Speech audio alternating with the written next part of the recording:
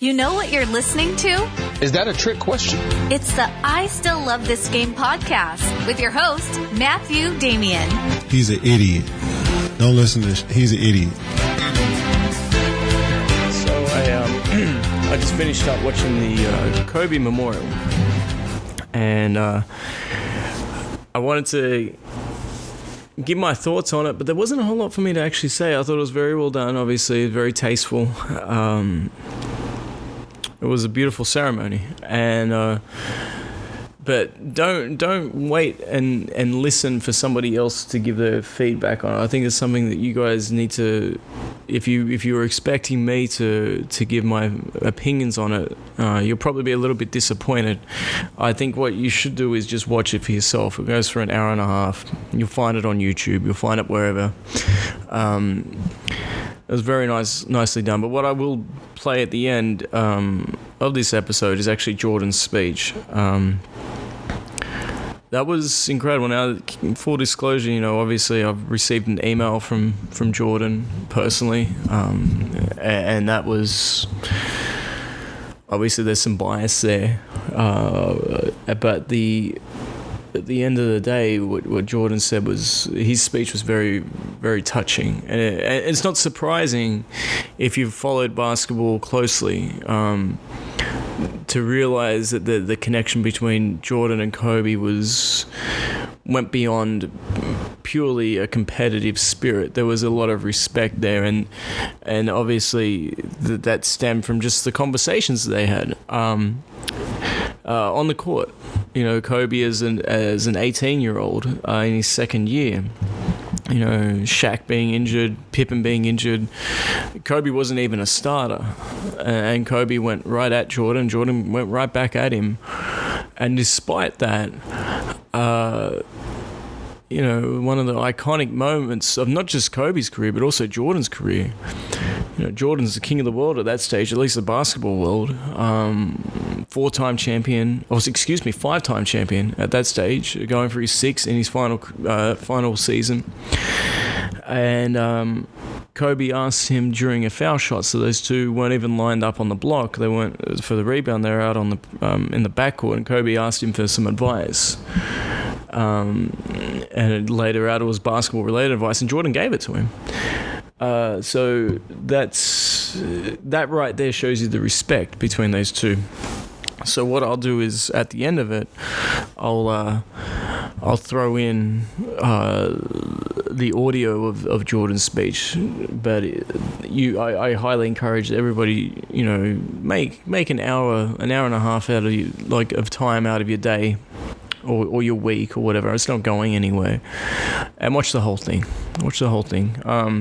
Rob Pelinka's speech was fantastic, as was Vanessa's. Everyone that got up there and spoke. Shaq, my goodness.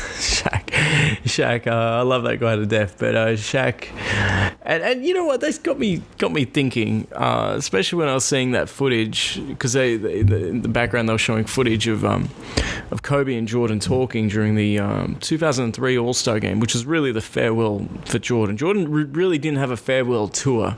His farewell happened at the All-Star game. And even though we knew it was coming, right? We knew that was his final season, everything like that.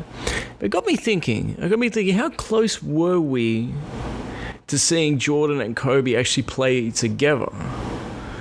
And that is an interesting question, because it was pretty close.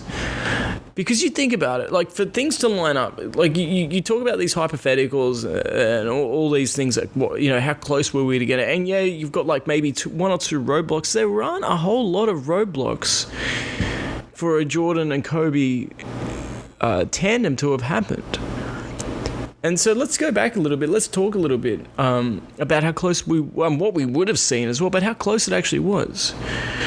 The biggest roadblock, of course, was Jordan when he was returning. I don't think he wanted to just jump on a championship team. So think back to that for a second.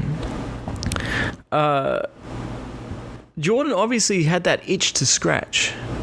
right? There's no question about that. After 98, as I said, he ended up winning his 6th title.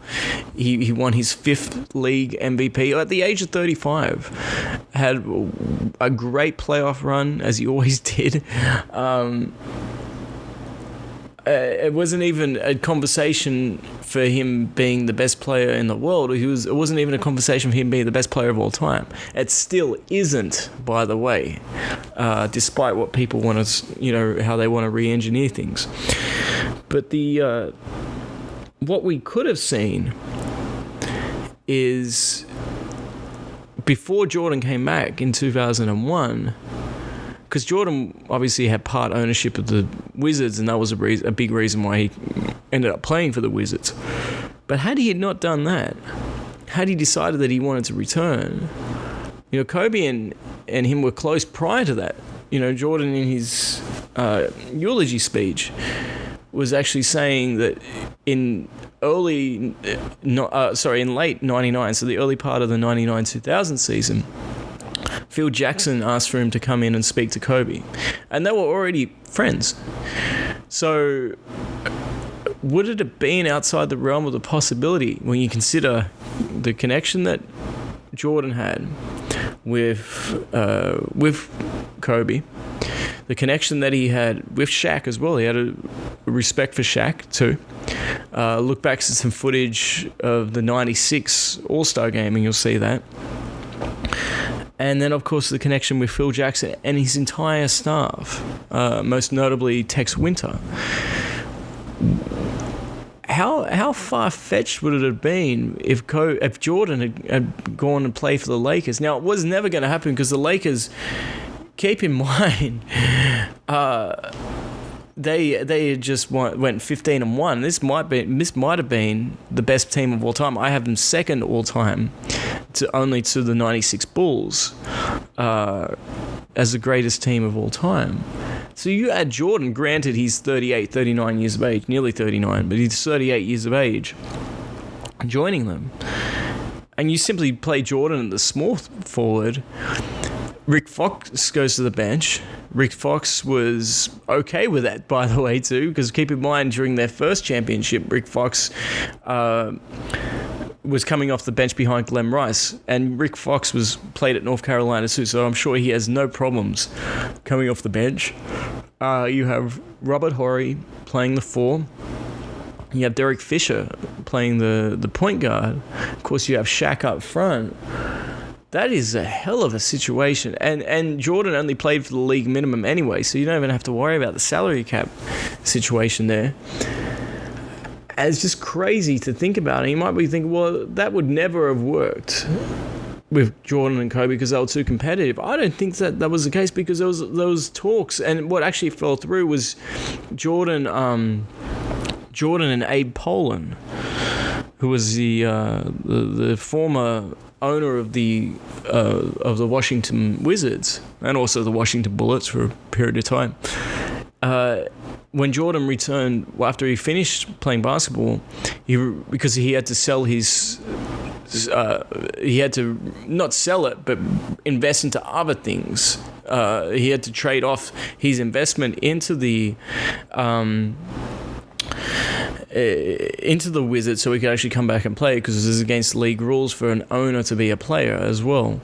So he had to do that, and when he was always under the impression that once he finished playing basketball that he would be able to get his ownership back, and Abe Pollin said no. So Abe Pollin really used him in that situation. Now Kobe has been on record in saying that after that happened, he because Kobe wanted to go play for the Wizards because of the connection with Jordan. Not a whole lot of people know about that little storyline. But imagine if they could have played together under the triangle with Phil Jackson, who's the ultimate he's the ultimate conductor and has the ultimate abilities to handle talent and egos. Man, that's scary to think about what they could have done. And we saw, as I said, maybe the greatest team of all time in the 2001 Lakers had they added Jordan to the mix. Now, a part of what this is, but you might think, well, that's still a big roadblock, but not really, because you think about it, the Lakers really built their confidence up based off the fact that they were defending champions. So let's rewind it one more season. Let's go back one more season to the Lakers run. Obviously, they won 67 games. Shaq was league MVP. Kobe was still a young Kobe. But they were pushed to an elimination game by the Sacramento Kings, who were the 8th seed at the time. And then they very nearly lost to the Blazers, despite being up 3-1. They were pushed to 7 games, and they very nearly collapsed to Scottie Pippen and the Blazers. Ironically, Scottie Pippen, considering what we're talking about. And now, if they had lost that game, or if they lost Game 5 to the Kings, maybe Jordan would have come back a year early and played for the Lakers in that situation, and it still works out beautifully because Ron Harper's there too. I forgot about that. Ron Harper is another connection for him. Would have been really interesting to see how that would have worked out. That by far would have been the greatest basketball we've ever seen. That might have even surpassed the Dream Team, because the Dream Team. I know you're going to say, well, Jordan was old. Well, Jordan was old, but he was still effective. He was still a legitimate all-star and still, a top 5 player in the league, arguably, until he injured his knee in his first season when he came back for the Wizards. You add him to Kobe and Shaq, that would have been beautiful basketball, especially in the triangle. Can you imagine? And so if you understand the triangle, you usually have, you've usually got a passer and a cutter, and they are both... and in the middle of that, but not in line with. So you'd have a passer and cutter on the wing, and then along the block, you would have the primary post player. So you can imagine Jordan and Kobe alongside each other, about 15 feet away from each other on the perimeter. One passes, the other cuts, and the other one cuts to where his other man. Like, you've got so many options. So, for example, Kobe passes it into Shaq. Shaq has it. Jordan's now cutting. Now, when Jordan's cutting, Kobe would go to Jordan's original spot on the court. It's so difficult. And then you've got so many different variations in terms of, like, it's a beautiful offense. It really, really is to watch. And it can be applied to all sports too, by the way. You wherever you throw the ball, you go, or wherever the ball is going, you follow that. So then all of a sudden the defense, like, especially if you're going up against the zone, the defender doesn't know who the genuine threat is. And because of that, who you really want to have the ball is obviously Shaq in that situation if he's on the low block. The defense is more preoccupied with either Kobe cutting to Jordan's spot or Jordan cutting along the baseline than they are with Shaq. And Shaq actually has the ball, so he's the primary threat. So can you imagine what they would have done? They would have dissected teams. People talk about the Warriors with Durant and how that quote-unquote broke basketball. That would have had absolutely nothing on this. This would have been complete in every stretch of the imagination. Offense, defense, intelligence, athleticism, you name it. They would have destroyed the NBA. It would have been that good. And who knows what would have happened at that stage, how well Jordan and Kobe would have made Shaq look, and how well Shaq would have made Jordan look, and even at that stage of his career. So we're talking about, especially if Jordan came back after the 2000 season as opposed to 2001, we're talking about Jordan then, playing 3 more years. Realistically, he could have gotten up to 9 rings and had another three-peat. Think about that, and think about what would have happened with Kobe's development, and maybe this would have been enough for Kobe to not need Shaq to leave for him to get his dues. Maybe this would have accelerated Kobe's ascension into the great players in the NBA, that he wouldn't have needed Shaq to get that recognition. Shaq leaving, to get that recognition. So it's just something really interesting. I might actually look into it a little bit further and do an entire episode of it.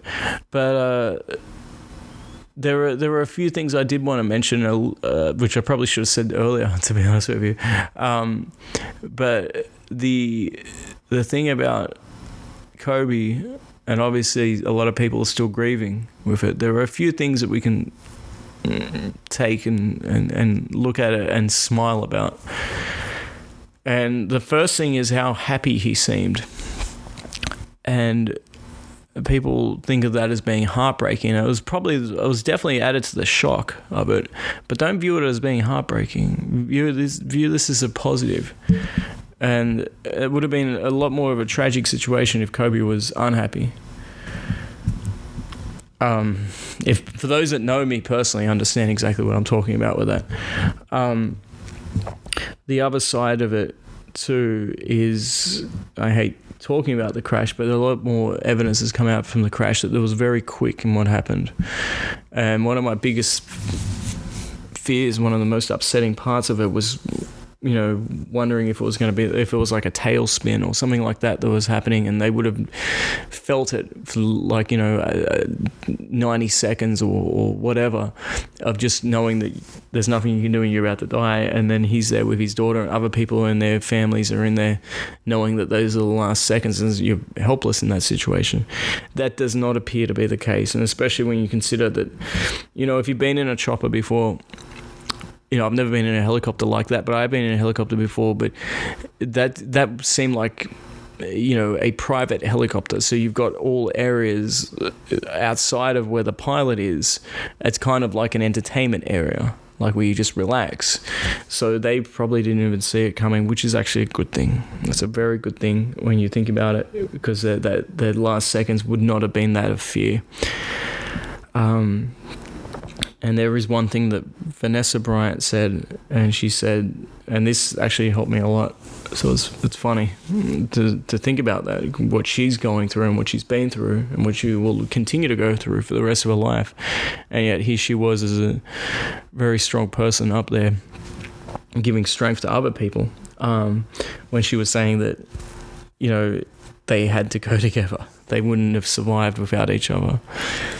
And maybe that's true. Maybe there's some truth to that. Anyway, short podcast today. We've got another episode coming up at the end of this week. It's already recorded. It will be out. It's discussing the 88 Dream Team with TJ. I thank you guys. I appreciate your support, and you continue to support the show. I really enjoy that.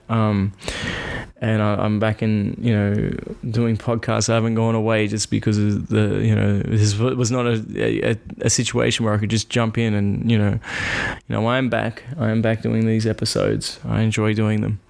So I will continue to do so. And I will finish this up by adding the Jordan part of the speech, or part of the service, excuse me. But I once again, just to finish up, if you guys have some time, definitely look it up on YouTube. There'll be about 50 different versions of the same thing. Just look it up and allow yourself, especially if you're struggling, allow yourself to check it out. And it was really well done. So you owe it to yourself, if you're a Kobe fan, to go watch it.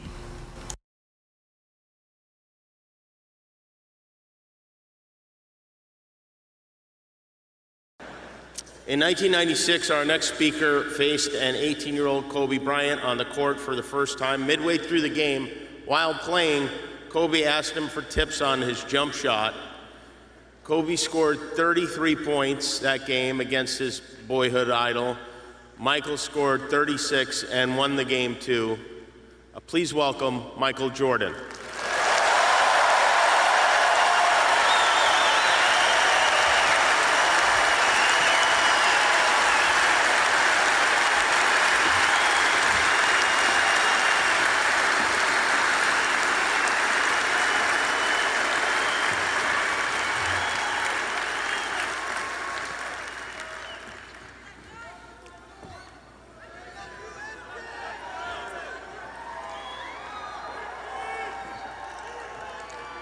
I would say good morning, but it's afternoon.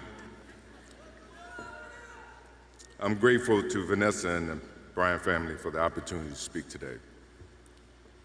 I'm grateful to be here to honor Gigi and celebrate the gift that Kobe gave us all. What he accomplished as a basketball player, as a businessman, and a storyteller, and as a father.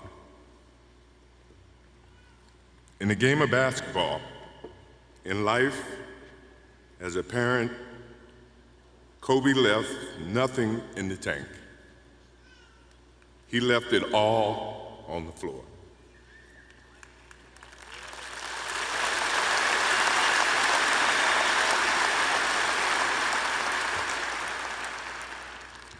Maybe it surprised people that Kobe and I were very close friends, but we were very close friends. Kobe was my dear friend. He was like a little brother. Everyone always wanted to talk about the comparisons between he and I. I just wanted to talk about Kobe.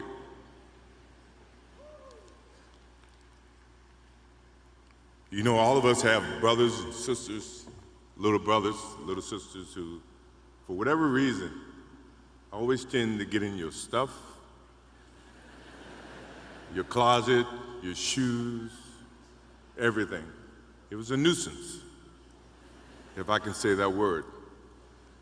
But that nuisance turned into love over a period of time, just because the admiration that they had for you as big brothers or big sisters. The questions, the wanting to know every little detail about life that they were about to embark on. He used to call me, text me, 11:30, 2:30, 3 o'clock in the morning, talking about post-up moves, footwork, and sometimes the triangle. At first, it was an aggravation.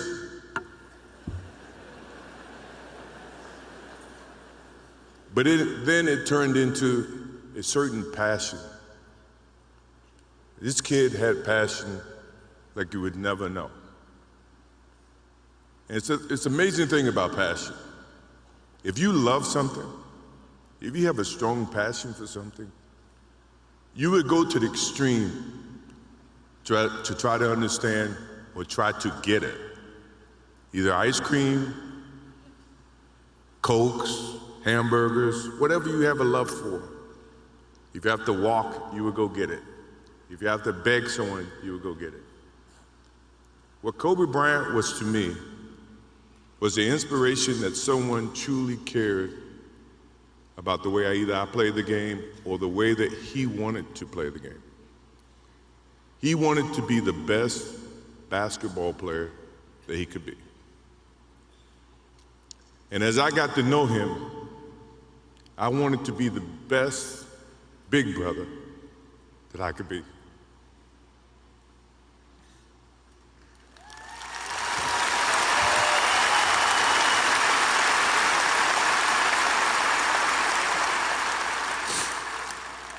To do that, you had to put up with the aggravation, the late night calls, or the dumb questions. I took great pride as I got to know Kobe Bryant that he was just trying to be a better person, a better basketball player. We talked about business. We talked about family. We talked about everything. And he was just trying to be a better person.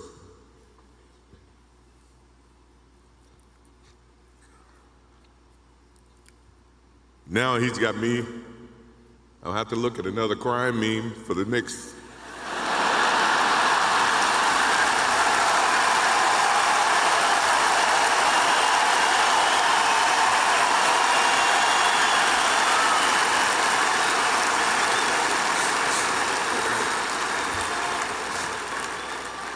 I told my wife I wasn't going to do this because I didn't want to see that for the next 3 or 4 years. That is what Kobe Bryant does to me. I'm pretty sure Vanessa and his friends all can say the same thing. He knows how to get to you in a way that affects you personally, even though if he's being a pain in the ass. But you ever have a sense of love for him in the way that he can bring out the best in you. And he did that for me. I remember maybe a couple of months ago, he sends me a text. And he's saying, I'm trying to teach my daughter some moves. And I don't know what I was thinking or what I was working on, but what were you thinking about when you were trying to, as you were growing up, trying to work on your moves? I said, what age? He says, 12. I said, 12, I was trying to play baseball. He sends me a text back saying, laughing my ass off. And this was at 2 o'clock in the morning. But the thing about him was we could talk about anything that related to basketball, but we can talk about anything that related to life. And we, as we grow up in life, rarely have friends that we can have conversations like that. Well, it's even rare when you can grow up against adversaries and have conversations like that. I went and saw Phil Jackson in 1999 or maybe 2000. I don't know when Phil was here in LA. And I walk in and Kobe's sitting there. And the first thing, I'm in a suit. First thing Kobe said, did you bring your shoes? No, I wasn't thinking about playing. But his attitude to compete and play against someone he felt like he could enhance and improve his game with. To me, that's what I loved about the kid. Absolutely loved about the kid. No matter where he saw me, it was a challenge. And I admired him because his passion, you rarely see someone who's looking and trying to improve each and every day, not just in sports, but as a parent, as a husband. I am inspired by what he's done and what he shared with Vanessa and what he's shared with his kids. I have a daughter who's 30 who just became a grandparent. And I have 2 twins. I have twins at 6.